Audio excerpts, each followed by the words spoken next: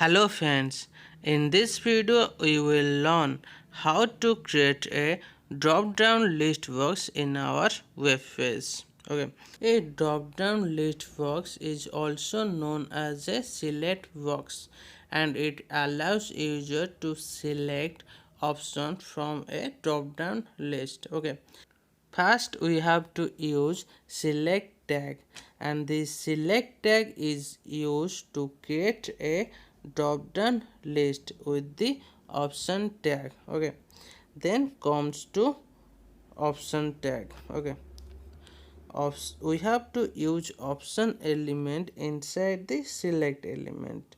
The option element is used to specify the options that the user can select from the drop down list. Okay, the words between the opening option and closing option tag will be shown to the users in the drop down box, and the option element uses the value attributes to indicate the value that will be used if an option in the select box is selected. So we have to create an options.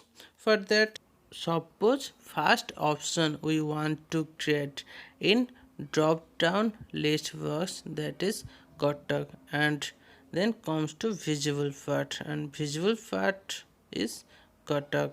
Okay, then we have to create three more options like this. Okay, and options are Kendrapada, Bhubaneswar and Berhampur. Then save the file and refresh in browser. Then we can see a drop down list box here. We can select any option you want and that option shows of the drop down list. Okay, I'll see you guys in next video.